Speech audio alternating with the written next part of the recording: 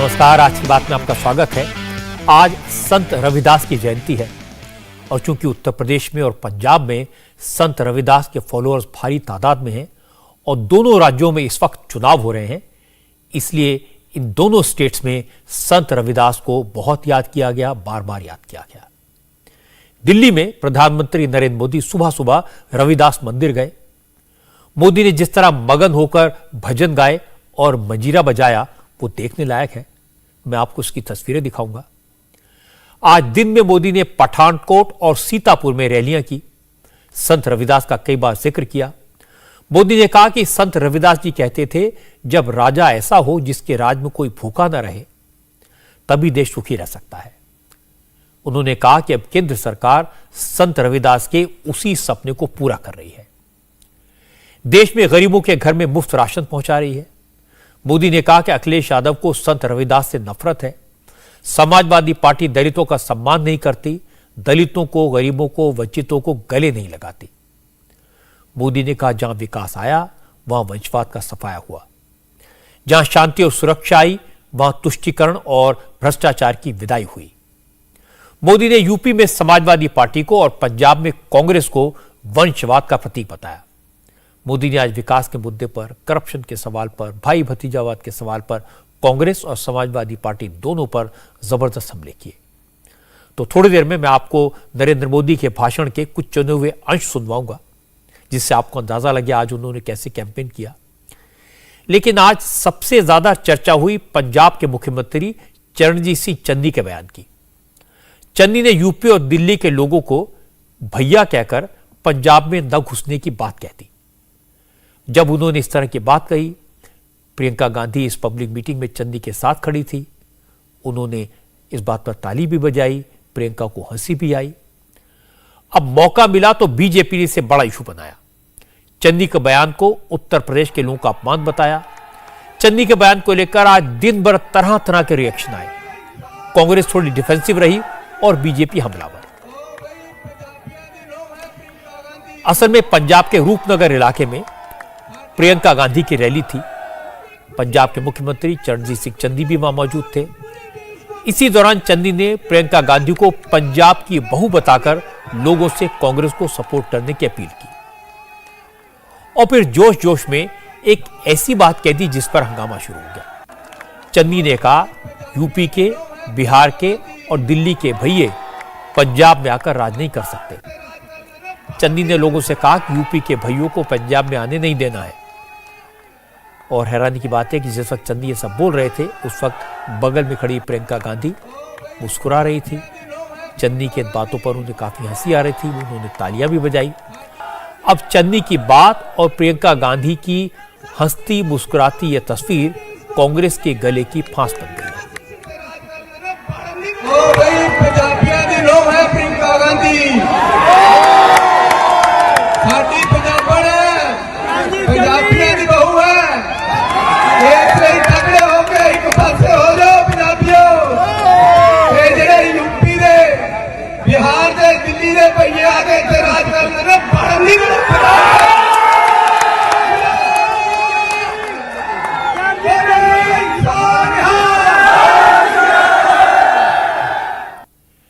चन्नी ने यूपी और बिहार का भैया किसे कहा, यह तो उन्होंने साफ साफ नहीं कहा, नाम तो किसी का नहीं लिया, लेकिन इशारा अरविंद केजरीवाल की तरफ था।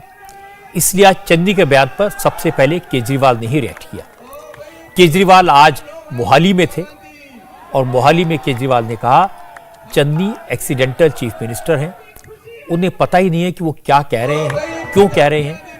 केजरीवाल ने कहा कि चन्नी का बयान शर्मनाक है। इस तरह तो प्रियंका गांधी भी पंजाब की नहीं है। अगर चन्नी को बाहर के लोगों से एलर्जी है तो प्रियंका गांधी को क्यों बुलाते हैं। ये बहुत शर्म की बात है कि किसी भी ये हमारा पूरा देश एक है। किसी भी व्यक्ति को, मेरे को भी वो काला काला काला कहते रहते हैं। किसी भी व्यक्ति के बारे में, किसी भी वर्ग विशेष के बारे में गलत टिप्पणी करना, हम इसकी कड़ी निंदा करते हैं। प्रियंका गांधी भी तो यूपी को बिलोंग करती है, तो एक वो भी तो भैया हो गई। तो भैया तो फिर यूपी और बिहार पर तो भाई मतलब उनको ये पता नहीं रहता। मुझे तो लगता है हमें बाकी के काम बेरोजगारी, खेती, ये तो ठीक करनी है। एक इंडिया का पहला सरकारी पागलखाना भी खुलवाना पड़ेगा, इनको वहां रखना पड़ेगा। क्या क्या बोल रहे हैं? तरफ तो प्रियंका ये कहते हैं कि मैं यूपी की बहू हूँ, और यहाँ पे आके चन्नी जी ये कहते हैं कि बाहर वाले यूपी वाले जो भैये हैं उनको राज नहीं करना चाहिए। आपको लगता है कि तो फिर उनको प्रियंका को नहीं आने देना चाहिए यहाँ पे? प्रियंका को क्यों बुलाते हैं? जब अकाली दल ने भी चन्नी का बयान को विभाजनकारी बताया। सुखबीर बादल ने कहा कि चन्नी का बयान कांग्रेस की सोच और कांग्रेस का चरित्र उजागर करने वाला है। बादल ने कहा कि प्रियंका गांधी और राहुल गांधी को बताना चाहिए कि वो चन्नी की बात को सपोर्ट करते हैं या नहीं। सुखबीर बादल ने कहा पंजाब सबका है और पंजाब हर किसी का खुले दिल से स्वागत करता है, सबकी सुरक्षा करता है, सबका सम्मान करता है। प्रियंका गांधी ਤੇ ਰਾਹੁਲ ਗਾਂਧੀ ਜਵਾਬ ਦੇ ਚੰਨੀ ਦੇ ਜਵਾਬ ਦੇ ਦੇਖੋ ਆਪਣਾ ਇੱਕ ਦੇਸ਼ ਹੈ, ਇਹ ਆਪਣਾ ਇੱਕ ਦੇਸ਼ ਹੈ, ਆਪਾਂ ਸਾਰੇ ਦੇਸ਼ਵਾਸੀ। ਸ਼੍ਰੋਮਣੀ ਅਕਾਲੀ ਦਲ ਸਰਬੱਤ ਦੇ ਭਲੇ ਵਾਲੀ ਪਾਰਟੀ ਹੈ। ਪੰਜਾਬ ਨੂੰ ਇਕੱਠਾ ਰੱਖ ਕੇ ਭਾਈਚਾਰਕ ਸਾਂਝ ਨੂੰ ਇਕੱਠਾ ਰੱਖਣਾ ਸਾਡੀ ਜ਼ਿੰਮੇਵਾਰੀ ਹੈ। ਮੈਂ ਵਾਅਦਾ ਕਰਦਾ ਹਾਂ ਸਾਡੀ ਸਰਕਾਰ ਦੌਰਾਨ ਪੰਜਾਬ ਦੀ ਸਾਰੇ ਧਰਮਾਂ ਦੇ ਲੋਕ ਆਪਣੇ ਆਪ ਨੂੰ ਸੇਫ ਫੀਲ ਕਰਨਗੇ। अमन शांति साडी गारंटी देवांगे ते भाईचारक सांझ की गारंटी देवांगे। केजरीवाल ने और सुखबीर बादल ने चन्नी पर जो अटैक किया वो पंजाब की सियासत को ध्यान में रखते हुए था, लेकिन बीजेपी चन्नी के बयान को उत्तर प्रदेश के सियासी मैदान में ले आई। चूंकि चन्नी ने प्रियंका गांधी के बगल में खड़े होकर यूपी और बिहार के लोगों को पंजाब में न घुसने देने की बात कही थी। प्रियंका गांधी यूपी कांग्रेस के इंचार्ज हैं, इसलिए बीजेपी ने पूछा कि प्रियंका गांधी यूपी के लोगों से अब किस मुंह से वोट मांगेगी। यूपी बीजेपी ने ऑफिशियल ट्विटर हैंडल से #शेम ऑन कांग्रेस चलाया। प्रियंका के लड़की हूं लड़ सकती हूं कैंपेन पर तीखा तंज कसा। यूपी बीजेपी ने ट्वीट किया, प्रियंका वाड्रा हूं, कोई यूपी के लोगों को गाली दे तो हंस सकती हूं। यूपी बीजेपी ने कहा कि भाई बहन की जोड़ी गजब की है, उत्तर प्रदेश के बाहर जाएंगे तो उत्तर प्रदेश को बदनाम करेंगे, भारत के बाहर जाएंगे तो भारत को बदनाम करेंगे। यूपी को गाली देने वाली कांग्रेस के चरित्र को जनता समझती है, यह भी कहा बीजेपी ने। इंडिया टीवी से बात करते हुए आज रक्षा मंत्री राजनाथ सिंह ने चन्नी के बयान की कड़ी आलोचना की। राजनाथ सिंह खुद उत्तर प्रदेश से आते हैं, यहां मुख्यमंत्री रह चुके हैं, लखनऊ से सांसद हैं। राजनाथ सिंह ने कहा कि कांग्रेस की नीति हमेशा बांटो और राज करो की रही, लेकिन इसका जवाब चुनाव में जनता ही देगी। चाहे पंजाब के चीफ मिनिस्टर हों अथवा कांग्रेस का कोई लीडर हो, इस प्रकार का स्टेटमेंट कांग्रेस के लोगों के द्वारा अप्रत्याशित नहीं है। बराबर कांग्रेस के लोगों ने बांटो और शासन करो, डिवाइड एंड रूल, इसी पॉलिसी को एडॉप्ट किया है। इसलिए ये कोई चौंकाने वाली बात नहीं है, लेकिन इस प्रकार के स्टेटमेंट बहुत ही दुर्भाग्यपूर्ण होते हैं। लोगों को बचना चाहिए इससे, और इसका जवाब जनता देगी इस चुनाव में। इससे पहले राहुल गांधी ने भी पार्लियामेंट में बोलते हुए बताया कि कैसे तमिलनाडु की जनता आप लोगों को पसंद नहीं करती, अलग अलग उसी लाइन पे ये क्षेत्रवाद की राजनीति चल रही है। बराबर कांग्रेस पार्टी ने जाति, पंथ, मजहब, क्षेत्र के आधार पर लोगों को बांट कर ही इन्होंने राजनीति की है। लेकिन मैं स्पष्ट करना चाहता हूं कि राजनीति केवल सरकार बनाने के लिए नहीं की जानी चाहिए, राजनीति समाज बनाने के लिए की जानी चाहिए, देश बनाने के लिए की जानी चाहिए। राजनाथ सिंह की बात को आगे बढ़ाया योगी आदित्यनाथ ने। योगी आदित्यनाथ झांसी में रोड शो कर रहे थे। इस दौरान इंडिया टीवी के संवाददाता विशाल प्रताप सिंह ने योगी आदित्यनाथ से बात की, चन्नी के बयान पर उनका रिएक्शन मांगा। तो योगी आदित्यनाथ ने कहा कि कांग्रेस ने देश की जनता को कई बड़े बड़े जख्म दिए हैं। कांग्रेस के संस्कार हैं। कांग्रेस ने देश को एक ही जख्म नहीं दिया है,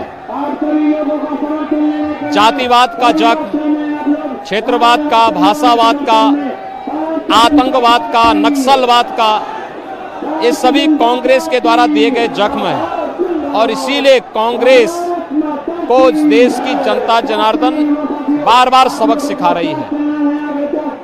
आज कम से कम सबक सीखे होते श्रीमान चन्नी आज स्वयं काशी आए थे और संत शिरोमणि सदगुरु रविदास जी महाराज की पावन जयंती कार्यक्रम में वे लोग आए थे। कम से कम मन चंगा तो कठौती में गंगा की बात संत शिरोमणि रविदास जी महाराज ने कही थी। उनको इस प्रकार की बातचीत कहने में थोड़ा भी संकोच होना चाहिए और कांग्रेस नेतृत्व को इसीलिए जनता जनार्दन बार बार सबक सिखा रही है। केंद्रीय मंत्री पीयूष गोयल लखनऊ में थे और पीयूष गोयल ने कहा कि कांग्रेस ने हमेशा यूपी और बिहार के लोगों का अपमान किया है, मजाक उड़ाया है। पीयूष गोयल ने कांग्रेस पर लॉकडाउन के वक्त यूपी बिहार के प्रवासी मजदूरों को पलायन के लिए मजबूर करने का इल्जाम भी लगाया। मजाक उड़ा रहे हैं उत्तर प्रदेश और बिहार के भाई बहनों की, और जो ओछा शब्द उन्होंने इस्तेमाल किया। मैं मुंबई से आता हूं तो मैं आपको बता सकता हूं कि वहां कांग्रेस के जो नेता हैं उधर भी उन्होंने उत्तर प्रदेश के भाई बहनों को गुमराह किया, उधर भी उन्होंने उत्तर प्रदेश के भाई बहनों को भगाने की जो कोशिश की। कोविड में, लॉकडाउन में एक पहला मूल तत्व तो ये रहता है कि आप जहां हो वहां सुरक्षित रहिए। कांग्रेस के नेता वहां पे उत्साह रहे थे उत्तर प्रदेश के भाई बहनों को कि आप जाओ और भागो यहां से, भारत मुंबई के में आपके लिए जगह नहीं। ये उनकी मानसिक सोच इतनी ऊंची है कि उत्तर प्रदेश की जनता उनको इस चुनाव में और एक बड़ा सबक, फिर एक बार 2014, 2017, 2019 के बाद 22 में कांग्रेस, समाजवादी पार्टी, बहुजन समाज पार्टी, इन सब पार्टियों ने जो शोषण किया उत्तर प्रदेश का, जो उत्तर प्रदेश के भाई बहनों का अपमान किया, उसका मुंह तोड़ जवाब 2022 में पुनः एक बार देने जा रहे हैं। बीजेपी के एक और लीडर सुधांशु त्रिवेदी ने इस मामले में समाजवादी पार्टी और अखिलेश यादव को भी घसीट लिया। सुधांशु त्रिवेदी ने कहा कि यूपी की जनता सब देख रही है, सब समझ रही है। चन्नी का बयान और प्रियंका गांधी की तस्वीरें सबके सामने हैं, लेकिन जवाब अखिलेश को भी देना पड़ेगा, क्योंकि अखिलेश यादव को सपोर्ट करने वाली ममता बनर्जी भी यूपी और बिहार के लोगों के बारे में इसी तरह की बातें कह चुकी हैं। बेहतर होगा यह प्रश्न प्रियंका जी से पूछा जाए, क्योंकि हर्ष ध्वनि में दोनों हाथ उठाकर वह भी हर्ष ध्वनि कर रही थी। और जब यह प्रश्न पूछा जाता है उनसे कि आप महिलाओं को 40% पंजाब में क्यों नहीं, कहा जाता उत्तर प्रदेश की प्रभारी है। मगर जब प्रधानमंत्री जी की सिक्योरिटी के बारे में बात आती है तो चन्नी जी उनको ब्रीफ करते हैं, और जब ये विषय आती है तो बगल में खड़े होकर वो हर्षध्वनि कर रही हैं। और अखिलेश यादव जी उन ममता जी के साथ खड़े हैं जिन्होंने कहा था कि यूपी के लोग जो कि गुंडागर्दी करते हैं वो आकर बैठ गए। इससे बहुत साफ है उत्तर प्रदेश की जनता इन सारी चीजों को देख रही है और उचित समय पर माकूल जवाब देगी। मनोज तिवारी ने कहा कि पंजाब से यूपी बिहार को भगाने की बात करने वाले भूल गए कि गुरु गोविंद सिंह जी महाराज बिहार की धरती पर पैदा हुए थे। मनोज तिवारी ने प्रियंका गांधी पर व्यंग किया। प्रियंका गांधी से पूछा वो यूपी की कैसी बेटी हैं जो यूपी वालों के अपमान पर हंसती हैं। ये कैसी यूपी की बेटी हैं जो यूपी को पंजाब में अपने देश में ना एंट्री देने की बात करते हुए मुख्यमंत्री के बाद पे ताली बजा रही हैं। पंजाब तो गुरुओं की, संतों की, पीर पैगंबरों की धरती है और पंजाब के लोग हिंदू सिख भाईचारा को सबसे ऊपर रखते हैं, दिल में बसा के रखते हैं। और आज चन्नी साहब ने मात्र उत्तर प्रदेश बिहार के लोगों का ही अपमान नहीं किया है, उन्होंने आज गुरु गोविंद सिंह जी का भी अपमान किया है। गुरु गोविंद सिंह जी की जन्मस्थली है बिहार। तो जो हम लोगों के दिलों में रहने वाले, करोड़ों भारतीयों के दिलों में बसने वाले गुरु गोविंद सिंह जिस धरती पे जन्म लिए उसको आप एंट्री नहीं देना चाहते हैं। आप क्या इतना नफरत करते हैं क्या गुरु गोविंद सिंह जी से, उनकी धरती से? ये जो सोच है ये चन्नी की सोच हो सकती है, ये प्रियंका जी की सोच हो सकती है, चन्नी जी की हो सकती है, ये कभी पंजाब और पंजाबियों की सोच नहीं हो सकती है। असल में जब चन्नी ये कह रहे थे कि यूपी बिहार के भाइयों को घुसने नहीं देंगे, तो शायद वो भूल गए कि प्रियंका गांधी उत्तर प्रदेश में कांग्रेस की इलेक्शन इंचार्ज हैं। प्रियंका गांधी की शादी भी यूपी में हुई है। चन्नी मुख्यमंत्री हैं, पुराने नेता हैं, उन्हें पता होना चाहिए कि अगर यूपी बिहार के लोग पंजाब नहीं आएंगे तो क्या होगा। पंजाब के उद्योग विभाग के आंकड़ों के मुताबिक पंजाब में 14 लाख से ज्यादा माइग्रेंट वर्कर्स काम करते हैं। इनमें से 10 लाख से ज्यादा मजदूर सिर्फ बिहार, यूपी और झारखंड से आते हैं। अगर बिहार, यूपी के लोग पंजाब में काम करने के लिए नहीं जाएंगे तो पंजाब के 2.5 लाख इंडस्ट्रियल यूनिट्स में काम करने के लिए मजदूर नहीं मिलेंगे। बिहार, यूपी के लोग पंजाब नहीं जाएंगे तो लुधियाना की टेक्सटाइल इंडस्ट्री चलानी मुश्किल हो जाएगी। जालंधर में 750 करोड़ के टर्नओवर वाली 80 से ज्यादा ऑटो पार्ट्स बनाने वाली कंपनियों में संकट पैदा हो जाएगा। यूपी, बिहार के लोग अगर पंजाब नहीं आएंगे तो पंजाब में खेती किसानी का काम बुरी तरह प्रभावित हो जाएगा। चन्नी को यह भी याद नहीं रहा कि सिखों के 10वें गुरु गोविंद सिंह जी महाराज की जन्मस्थली पटना है, बिहार में है। चन्नी यह भी भूल गए कि जिन संत रविदास का मंदिर काशी में है, वहां बड़ी तादाद में पंजाब से भक्त जाते हैं। संत रविदास की जयंती की वजह से ही पंजाब के चुनावों की तारीख आगे बढ़ाई गई ताकि लोग काशी के मंदिर में संत रविदास की जयंती के लिए जा सके, दर्शन कर सके और प्रार्थना करके वोट डालने के लिए वापस पंजाब लौट सके। संत रविदास ने हमेशा भाईचारा और प्रेम का संदेश दिया, तोड़ने के बजाय जोड़ने की बात कही। अब मैं आपको दिखाता हूं कि आज जब प्रधानमंत्री मोदी ने दिल्ली के रविदास विश्राम धाम में संत रविदास के दर्शन किए, आरती की और फिर कैसे वो श्रद्धालुओं के बीच बैठ गए और श्रद्धालुओं के साथ भजन गाने में मगन हो गए। मोदी ने मंजीरा बजाया। प्रधानमंत्री मोदी एक आम श्रद्धालु की तरह काफी देर तक भजन में लीन रहे।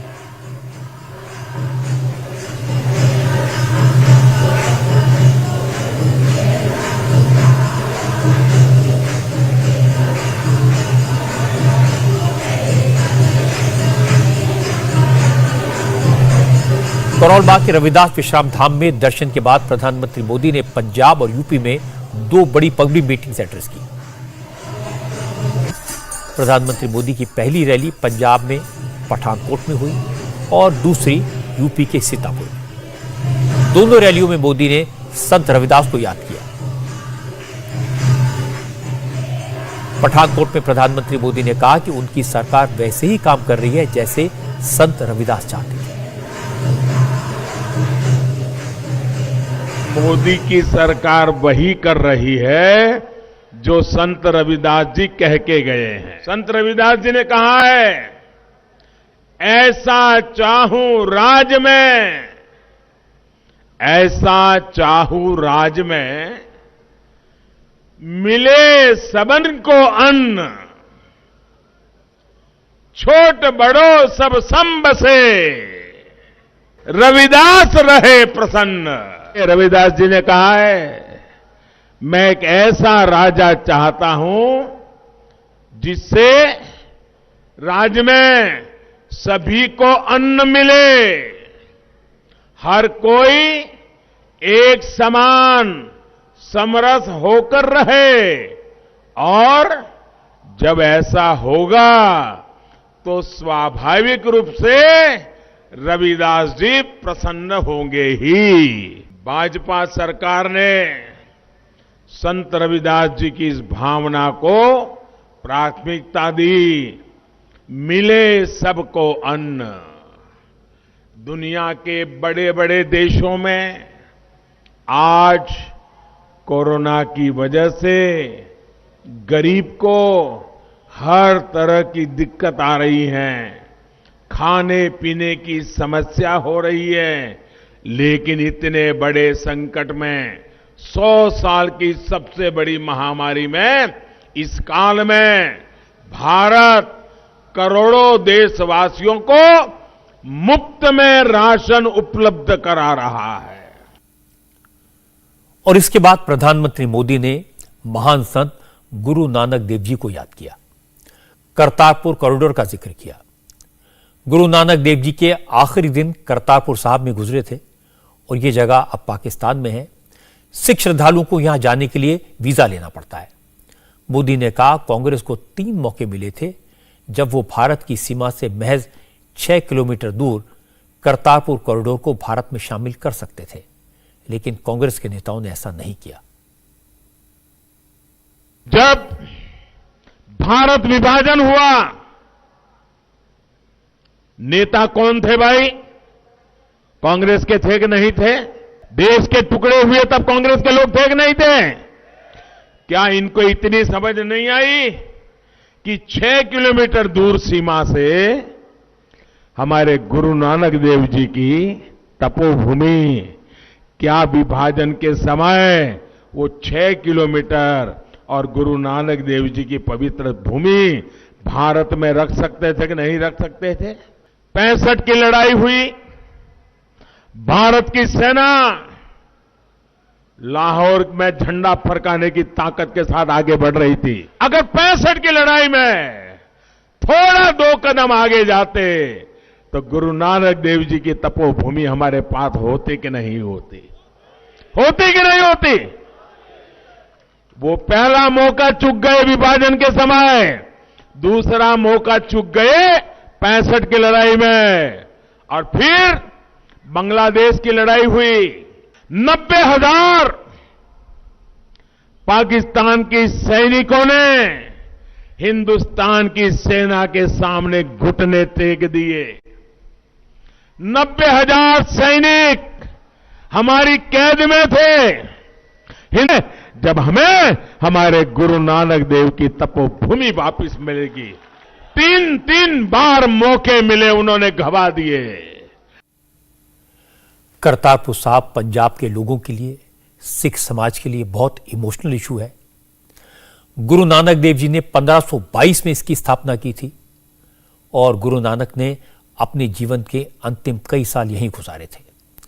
लेकिन कहा जाता है कि बंटवारे के वक्त एक अंग्रेज वकील की गलती से करतारपुर साहब पाकिस्तान में चला गया, और यही बात मोदी ने आज याद दिलाई कि अगर कांग्रेस बंटवारे के वक्त थोड़ा ध्यान देती तो 6 किलोमीटर दूर गुरु नानक देव की तपोभूमि भारत में होती। पठानकोट के बाद नरेंद्र मोदी की दूसरी रैली सीतापुर में हुई और सीतापुर में मोदी ने संत रविदास को याद किया। सीतापुर के लोगों से कहा कि उनकी सरकार गरीबों के लिए काम कर रही है। मोदी ने खुद को गरीब का बेटा बताया और कहा कि गरीब परिवार में पैदा होने की वजह से वो गरीब का दर्द समझते हैं। मैं भी आप ही की तरह एक बहुत ही सामान्य परिवार से आया।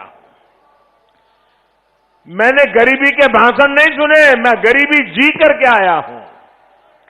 गरीब की जिंदगी क्या होती है, ये मैं उससे गुजर करके आपके बीच में पहुंचा हूं। भाइयों बहनों, गरीब के घर में मां अगर बीमार होती है, सालों साल तक दर्द सहती है, किसी को बताती तक नहीं है घर में, और दर्द हद से बाहर हो जाए, डॉक्टर के पास ले जाए बच्चे और डॉक्टर ऑपरेशन के लिए कहे तो मां कहती है नहीं, मुझे ऑपरेशन नहीं करवाना है। इसलिए नहीं कि ऑपरेशन से डरती थी, वो इसलिए ऑपरेशन नहीं करवाती थी कि वो सोचती थी कहीं बच्चे कर्ज लेकर के मेरा ऑपरेशन करवाएंगे और मेरे बाद उनके सर पर इतना कर्ज बना रहेगा कि वो जिंदगी नहीं जी पाएंगे, और इसलिए मां खुद बीमार रहना पसंद करती थी, लेकिन बच्चों के शरीर माथे पर कर्ज नहीं आने देती थी। ये सही है कि नहीं है भाइयों? ऐसा ही होता है कि नहीं होता है?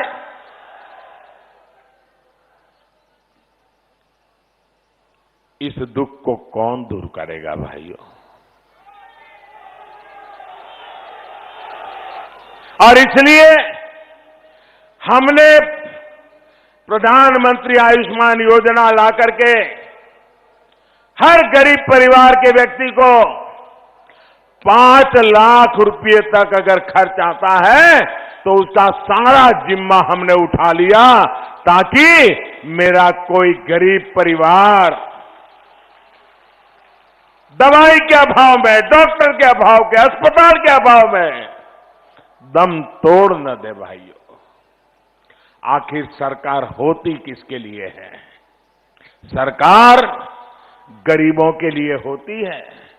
अरे अमीर तो बीमार हो जाएगा तो 10 डॉक्टर उसके घर आकर के कतार लगा के खड़े हो जाएंगे। हवाई जहाज में उसको उठा करके ले जाएंगे जहां अच्छी अस्पताल होगी, लेकिन गरीब कहां जाएगा? और इसलिए भाइयों बहनों, डबल इंजन की सरकार, डबल शक्ति से यूपी को उत्तम प्रदेश बनाने के लिए, गरीब को सशक्त करने के लिए काम कर रही है। गरीबों की बात करते करते मोदी ने याद दिलाया कि उन्होंने कैसे राशन माफिया को उत्तर प्रदेश में खत्म करवाया, कैसे लोगों को राशन अब मिलता है जो राशन पहले लूट लिया जाता था। मोदी ने बताया कि यूपी में 34 लाख से भी ज्यादा घर गरीबों के लिए बनाए गए। यूपी में 2 करोड़ से ज्यादा शौचालय बनाए गए जिसे इज्जत घर का नाम दिया गया। गैस के सिलेंडर गांव-गांव तक, गरीब घरों तक पहुंचे। आयुष्मान योजना का लाभ गरीबों तक पहुंचा। अब गरीब बीमार होगा तो उसे इलाज के लिए कर्जा नहीं लेना पड़ेगा। लेकिन इसके अलावा मोदी ने एक बार फिर यूपी के लोगों को याद दिलाया, अगर राज्य में लॉ एंड ऑर्डर नहीं होगा, गुंडागर्दी होगी, तो गरीबों को उनका हक नहीं मिलेगा और बहन बेटियों की सुरक्षा भी नहीं होगी।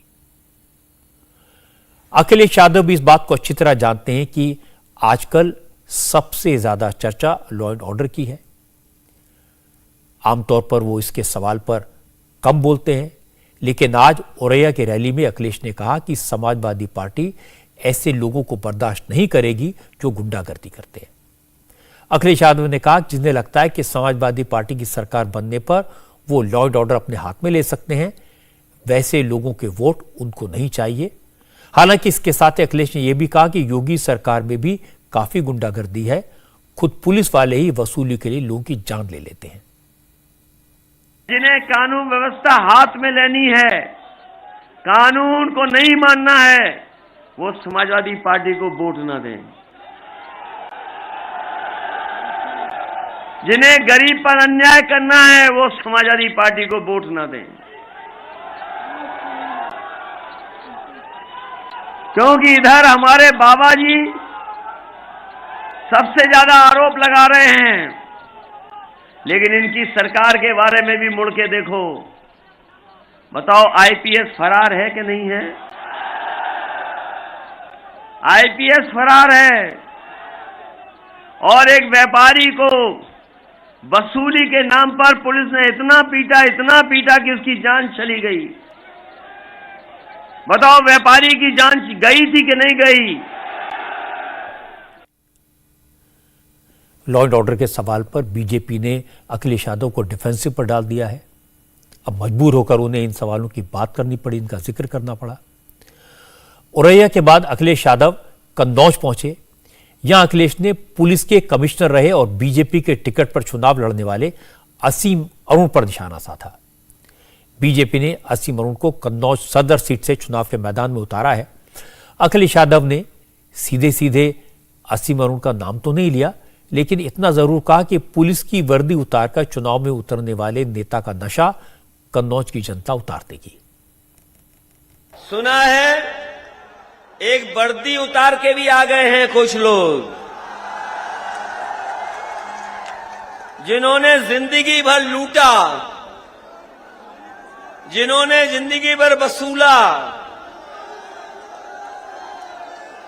कन्नौज में आए हैं, ये जो वर्दी उतार के आए हैं, इनका नशा उतारोगे कि नहीं उतारोगे कन्नौज वालों? मैंने सुना है कि झूठ बोल रहे हैं वो लोग, सुना है बहुत झूठ बोल रहे हैं। चुनाव लड़ाना था तो वर्दी उतार दी। सोचो, जो वर्दी उतार के अभी भारतीय जनता पार्टी से चुनाव लड़ने आए हैं, उन्होंने वर्दी पहन करके कितना अन्याय किया होगा समाजवादियों पे, ये सोच करके जाना। बताओ, धोखा देते रहे होंगे नौकरी करते करते, समाजवादियों पे अन्याय किया, गरीबों पे अन्याय किया। ऐसा लग रहा था जैसे अखिलेश यादव आज पुलिस वालों से बहुत नाराज हैं। कन्नौज की रैली में भी उन्होंने सुरक्षा का इंतजाम करने वाले पुलिस वालों को बीजेपी का आदमी बता दिया। हेलो, ए पुलिस, पुलिस, ए पुलिस, ए पुलिस वालों, क्यों कर रहे हो ये तमाशा? तुमसे ज्यादा बदतमीज कुछ नहीं हो सकता, क्यों ऐसा कर रहे हो भाई? ये लगता है बीजेपी वाले करवा रहे हैं। ये बीजेपी वालों ने रेड कार्ड इश्यू किए थे, याद है कि नहीं याद है? और एक जात के अधिकारी थे, एक जात के अधिकारी थे जिन्होंने अन्याय किया था कि नहीं किया था? बीजेपी के लोग भी कह रहे हैं कि आजकल अखिलेश यादव और उनकी पार्टी के लोग खाकी वर्दी वालों से कुछ ज्यादा ही नाराज हैं। एक तरफ अखिलेश ने असीम अरुण पर नाराजगी जाहिर की, दूसरी तरफ समाजवादी पार्टी के कार्यकर्ताओं पर केंद्रीय मंत्री एसपी बघेल पर हमला करने का आरोप लगा। एसपी बघेल भी एक जमाने में यूपी पुलिस में दरोगा थे और फिर मुलायम सिंह यादव के पर्सनल सिक्योरिटी अफसर रहे, लेकिन इस बार वो मैनपुरी की करल सीट से अखिलेश यादव के खिलाफ चुनाव के मैदान में है। कल शाम 7:30 बजे उनके काफिले पर अतिकुल्लापुर गांव के कुछ अज्ञात लोगों ने हमला किया। उनकी गाड़ी पर पत्थर फेंके गए, कुछ गाड़ियों के शीशे टूट गए। एसपी बघेल का आरोप है कि उनके सपोर्टर्स पर फायरिंग भी की गई। कल ऐसी चुनाव प्रचार में अतिकुल्लापुर से मैं निकल रहा था करहल जाने के लिए, तो अचानक खेतों में छिपे हुए 20-25 लोगों ने, ज़्यादा हो सकते 20-25 तो जो बाहर आए, एक राय होकर लाठी डंडे सरिये और अवैध तमंचे के साथ अटैक किया। और जिसमें एक आदमी ने कहा कि ये आज उमाकांत यादव, मेरा नाम उमाकांत नगलाबाद मुझे कहते हैं, तुम हमारे भैया के सामने चुनाव लड़ते हो जिन्होंने तुम्हें एमपी बनाया, और तमाम जात सूचक शब्दों का इस्तेमाल किया। फिर उसी ने कहा कि अपने साथी का नाम लेते हुए बीटू आज मंत्री बच ना पाए, इसका चुनाव आज ही कराई दे रहे हैं। तो उस एफआईआर में हम चाहते तो पूरे मैनपुरी जिले के समाजवादी पार्टी के पदाधिकारियों का नाम लिखा सकता था। मेरे साथ जितना हुआ मैंने इतने लिखा। जाते हुए उन्होंने फायर किया, जिससे संजय शर्मा बाल बच्चे 4 गाड़ियाँ पूरी तरह क्षतिग्रस्त हो गई, जिसमें मेरी फॉर्चुनर भी है। और नारे भी लगा रहे थे, अखिलेश भैया जिंदाबाद के नारे लगा रहे थे। एसपी बघेल एक जमाने में मुलायम सिंह यादव के करीबी थे, यादव परिवार की पूरी हिस्ट्री जानते हैं। बघेल ने कहा यह पहला मौका नहीं है जब चुनाव जीतने के लिए यादव परिवार ने हिंसा का सहारा लिया, और उन्होंने बाकायदा वो हादसे गिनवा दिए, वो घटनाएं गिनवा दी जिनकी वजह से चुनाव तक रद्द हो चुके हैं। ऐसा कोई पहली बार नहीं हुआ है। 1996 में मुलायम सिंह जी जब अपने जीवन का पहली लोकसभा का चुनाव लड़ने आई, जिसमें रक्षा मंत्री रहे, डिल्हा अनूपपुर में एक कार्यकर्ता की हत्या हुई। इसके बाद 2004 में बाई इलेक्शन जब धर्मेंद्र यादव लड़ रहे थे, यहाँ मगरिया कांड हुआ जिसमें शाक्य समाज के लोग मरे। आप हिंदुस्तान में ज़्यादा उदाहरण नहीं दे सकते हैं बूथ वाले दिन मरने के। तो और इसी प्रकार से जब मुलायम सिंह जी जसवंत नगर से 1991 का लड़ रहे थे, तो वहाँ बाबा की नगरिया में इसी प्रकार से हत्या हुई थी।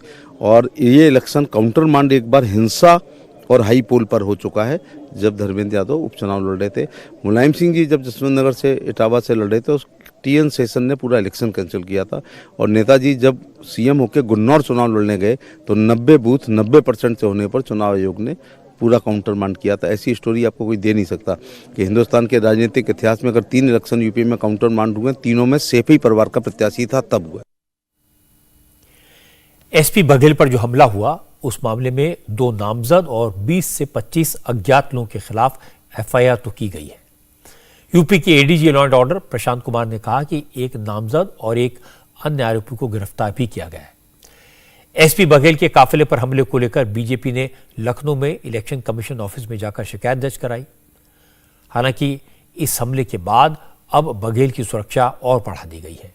अब उन्हें जेड कैटेगरी की सिक्योरिटी का कवर मिलेगा, लेकिन अखिलेश यादव ने इस हमले को ड्रामा करार दिया।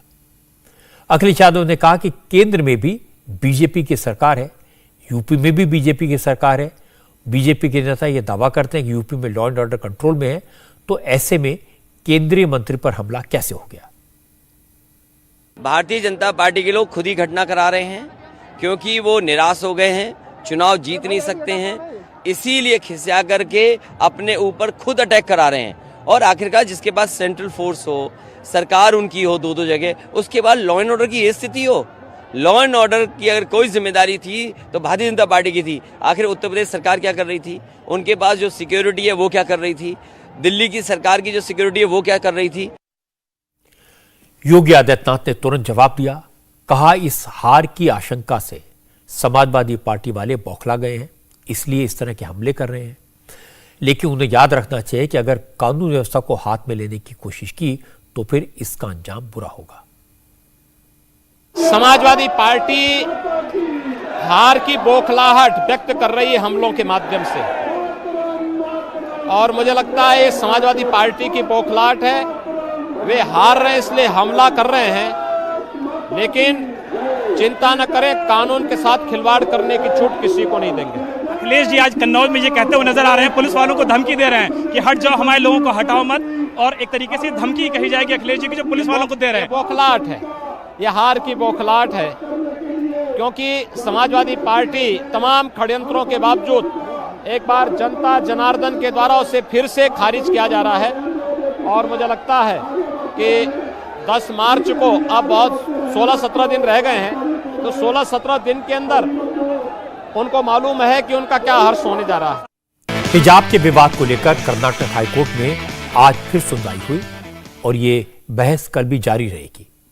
आज ये दलील दी गई कि भारत में अलग अलग धर्मों के लोग अलग अलग सिंबल्स का इस्तेमाल करते हैं, तो फिर हिजाब को इशू क्यों बनाया जा रहा है। हालांकि आज से कर्नाटक में प्री यूनिवर्सिटी कॉलेज खुल गए, लेकिन आज भी कई जगह से ऐसी तस्वीरें आई जहां पर विरोध करती हुई लड़कियां दिखाई दी। टुमकुर के सरकारी एम्प्रेस प्री यूनिवर्सिटी कॉलेज की छात्राओं ने कॉलेज के गेट पर जमा होकर नारेबाजी की, कहा कि हिजाब उनका बेसिक राइट है, वो इसके बिना पढ़ाई नहीं करेंगी। Empress college all girls college है, यहां लड़के नहीं पढ़ते, फिर भी छात्राएं हिजाब उतारकर क्लास में जाने को तैयार नहीं हुई। स्कूल के गेट पर हंगामा हुआ। इन स्टूडेंट्स को मुस्लिम समुदाय के एक बुजुर्ग ने समझाने की कोशिश की, लेकिन वो नहीं मानी।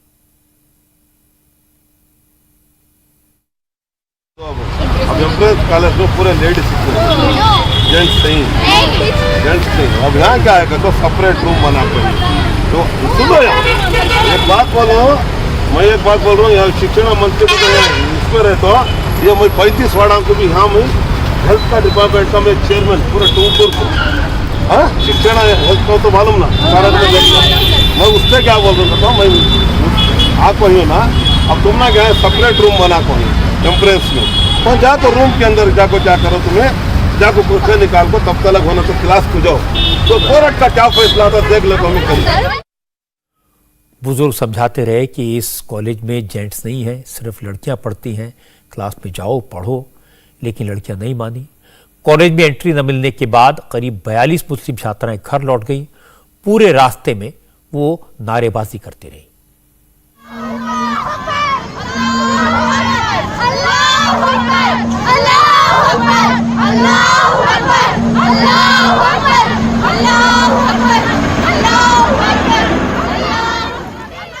विजयपुरा के सरकारी प्री यूनिवर्सिटी कॉलेज में भी यही हुआ, जब बुर्का और हिजाब पहनकर आई छात्राओं को हाईकोर्ट का आदेश दिखाया गया। कहा गया कि वो इन्हें उतारकर कॉलेज के अंदर जा सकती हैं, पढ़ाई कर सकती हैं, तो इन स्टूडेंट्स ने बहस शुरू की।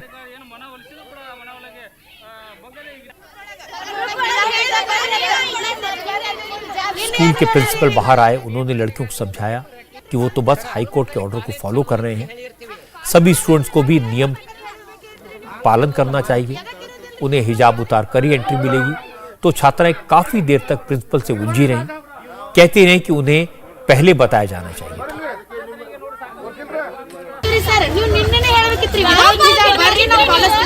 ಕೋರ್ಟ್ ಆದೇಶ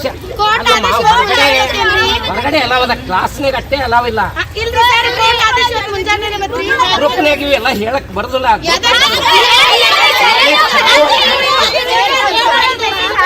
ಕಾಲೇಜ್ ಚಾಲು ಅದಾವತ್ ಹಾಕ್ತಿವಿ, ಆದ್ರೆ ನಾವು ಗ್ರೂಪ್ನಾಗ ಏನೋ ಹಾಕ್ಲಿಕ್ಕೆ ಬರೋದಿಲ್ಲ।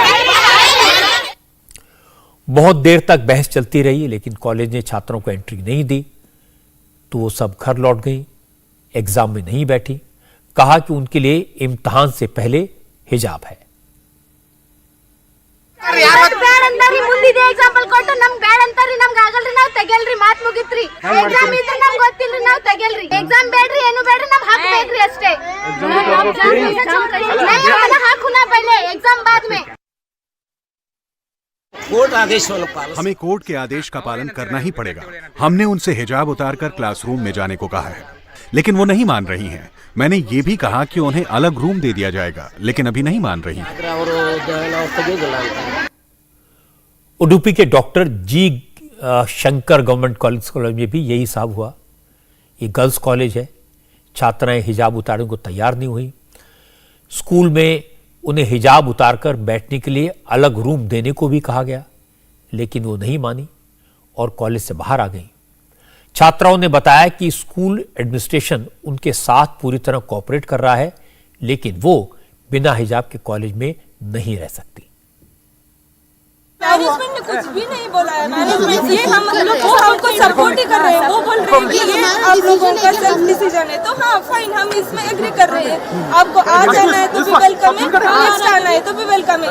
इतना दिन से झगड़ा हो रहा था बाहर, वो बोले कि हम आप लोगों को कुछ नहीं बोले। अब कोर्ट का ऑर्डर आया, हम इसके अगेंस्ट नहीं जा सकते ना, तो आप सोचिए आप क्या कर सकते हो। तो हम लोग बोले कि ये हमारा सेल्फ डिसीजन है, हम लोग नेक्स्ट कोर्ट के ऑर्डर तक हम वेट कर रहे हैं। इतना ही हम लोगों को इतना तक परमिशन मिला है कि कॉरिडोर में हम डाल सकते हैं। इतना कॉलेज वाले कौन बोलते हैं कि कॉरिडोर में डालने के लिए। वो लोग बोले कि आप कैंटीन में जाओ, कॉरिडोर में जाओ, आप हिजाब डालो। सिर्फ इतना है ना लिख के कि क्लासरूम में अलाउड नहीं है, तो सिर्फ क्लासरूम, कॉरिडोर, कैंटीन, इधर उधर किधर भी हम डाल सकते हैं। तो फिर आप उनकी बात क्यों नहीं मान रही हैं? फिर आप ये भी मतलब इतना जब आपको हमारा प्राइड है, इसलिए नहीं मान रहे हैं। अच्छा। ये हम नेक्स्ट कोर्ट के ऑर्डर तक वेट कर रहे हैं। अब यहाँ कॉलेज ने कहा कि आप कैंटीन में, कॉरिडोर में हिजाब पहन सकती हैं, सिर्फ क्लासरूम में यूनिफॉर्म में जाना होगा, हिजाब पहनने की इजाजत नहीं है। लेकिन लड़कियों ने बात नहीं मानी। इसी तरह से कर्नाटक के रायचूर में SSRG गवर्नमेंट महिला कॉलेज, ये भी सिर्फ लड़कियों का कॉलेज है। 100 से ज्यादा मुस्लिम स्टूडेंट्स ने आज हिजाब को लेकर प्रोटेस्ट किया। ये छात्राएं कॉलेज मैनेजमेंट से नाराज थे। वो हिजाब और बुर्का पहनकर कॉलेज आई थी। उन्होंने प्ले कार्ड्स भी ले रखे थे। स्टूडेंट्स को पता था कि हिजाब पहनकर उन्हें एंट्री नहीं मिलेगी, फिर भी उन्होंने कॉलेज एडमिनिस्ट्रेशन के साथ बहस की, हिजाब के साथ एंट्री की जिद की।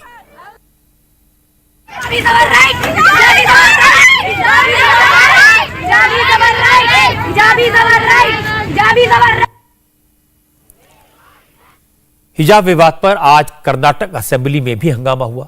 असल में कांग्रेस के लीडर हिजाब पर विवाद के दौरान शिवमोगा के स्कूल में भगवा झंडा फहराए जाने का जिक्र कर रहे थे। उनकी मांग थी कर्नाटक सरकार ऐसी घटनाओं को रोके। इस पर मंत्री ईश्वरप्पा भी सदन में थे। उन्होंने कह दिया कि भगवा फहराने में गलत क्या है। एक दिन ऐसा भी आएगा जब लाल किले पर भगवा फहराएगा। मंत्री के इस बयान के खिलाफ आज कांग्रेस एडजर्नमेंट मोशन लेकर आई, लेकिन स्पीकर ने उसे खारिज कर दिया और इसके बाद कांग्रेस के विधायकों ने सदन के अंदर तिरंगा लहराया और नारेबाजी करने लगे। कांग्रेस के विधायकों ने आज मुख्यमंत्री बसवराज बोम्मई से मांग की कि ईश्वरप्पा को मंत्रिमंडल से हटाया जाए। जब स्पीकर के बार बार मना करने के बाद भी विपक्ष का हंगामा नहीं रुका तो असेंबली को कल तक के लिए एडजर्न कर दिया गया। वैसे हिसाब का मुद्दा यूपी के चुनाव में भी उठाया जा रहा है। आज उत्तर प्रदेश के मुख्यमंत्री योगी आदित्यनाथ ने हिजाब के विवाद पर बड़ी साफगोई से बात की। उन्होंने कहा, हर व्यक्ति को अपनी आस्था के हिसाब से चलने की आजादी है, लेकिन लोगों को संस्थाओं के नियमों का भी पालन करना होगा। घर में कौन क्या पहनता है, बाजार में कौन क्या पहन के जा रहा है, उनका अपना विषय है। संस्थाओं के अनुशासन को हर व्यक्ति पर लागू होना चाहिए। एक दूसरा, हम अपनी व्यक्तिगत आस्था और अपने व्यक्तिगत कानून को देश पर नहीं लागू कर सकते, संस्थाओं पे लागू नहीं कर सकते।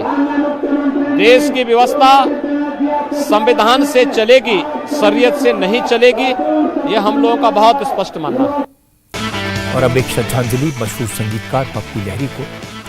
69 साल के बप्पी लहरी आज मुंबई में एक अस्पताल में हमेशा हमेशा के लिए सो गए। बप्पी लहरी के निधन पर राष्ट्रपति, प्रधानमंत्री मोदी ने शोक जताया। पूरी फिल्म इंडस्ट्री में इस बात को लेकर बहुत दुख है। बप्पी दा ने म्यूजिक डायरेक्टर के तौर पर अपना करियर बंगला फिल्मों से शुरू किया था। उनकी पहली हिंदी फिल्म 1973 में आई थी, नाम था नन्हा शिकारी। लेकिन वो मशहूर हुए अपने डांस सॉन्ग्स की वजह से। उनके गाने जबरदस्त हिट हुए। 80 और 90 के दशक में यंगस्टर्स के बीच बप्पी लहरी के गाने बहुत पॉपुलर थे। मिथुन चक्रवर्ती की फिल्म डिस्को डांसर में उनका म्यूजिक जबरदस्त हिट हुआ। वो अच्छे सिंगर भी थे, कई गाने उन्होंने गाए। पप्पी लहरी का अंतिम संस्कार कल मुंबई में किया जाएगा और पप्पी दा को मेरी तरफ से, इंडिया टीवी के पूरे परिवार की तरफ से श्रद्धांजलि। इंडिया टीवी हर वक्त हर जगह डाउनलोड करने के लिए सर्च करें India TV news Google play store या ऐप स्टोर पर।